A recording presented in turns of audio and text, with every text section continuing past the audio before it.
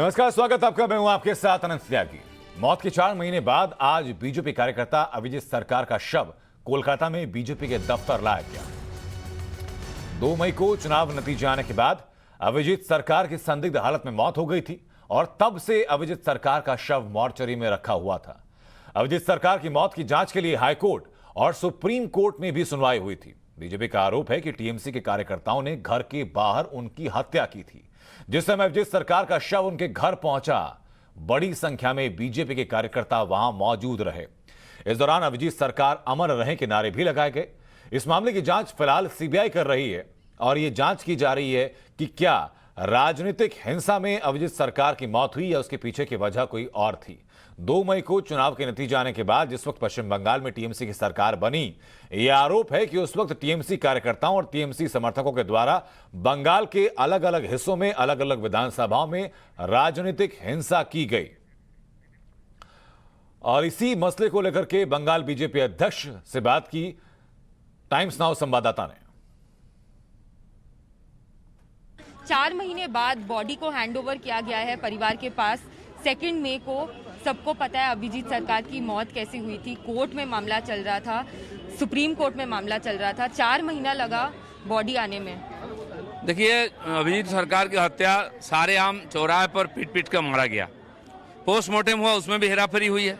हमने दोबारा कोर्ट में गए, हाई कोर्ट में, और कोर्ट के आदेश के अनुसार दोबारा पोस्टमार्टम हुआ, उसमें भी 2-3 महीना के बाद, और फिर 1 महीना तक अभी बॉडी रखा गया था। आज भी नाटक हो रहा था कि कर्मचारी नहीं है देने के लिए।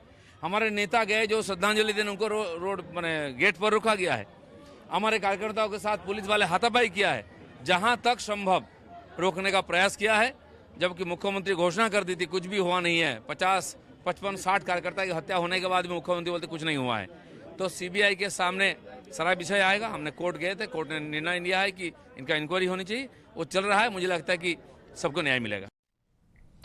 और हमारी सहयोगी श्रेयसी इस वक्त हमारे साथ जुड़ चुके हैं। श्रेयसी, 4 महीने का वक्त बीत चुका। अभिजीत सरकार की मृत्यु हुई और आज उनका पार्थिव शरीर लाया गया घर पर। कौन कौन वहां मौजूद रहा और क्या आरोप है, क्या कहना है वहां पर उनके परिजनों का और बीजेपी कार्यकर्ताओं का? देखिए, पार्थिव शरीर एनआरएस हॉस्पिटल की मॉर्ग से सीधा बीजेपी के मुख्य कार्यालय पे लाया गया था। वहां पे सारे बीजेपी के सांसद और वरिष्ठ नेता मौजूद थे। वो लोग अपने लास्ट रिस्पेक्ट पे किए अभिजीत सरकार को। अभिजीत सरकार अमर रहे, ऐसे भी स्लोगन वहां पे चल रहा था जब उनका शव लाया गया था। उसके बाद अभिजीत सरकार की शव को लाया गया उनके घर पे। उनका माताजी वहां पे उनका इंतजार कर रही थी।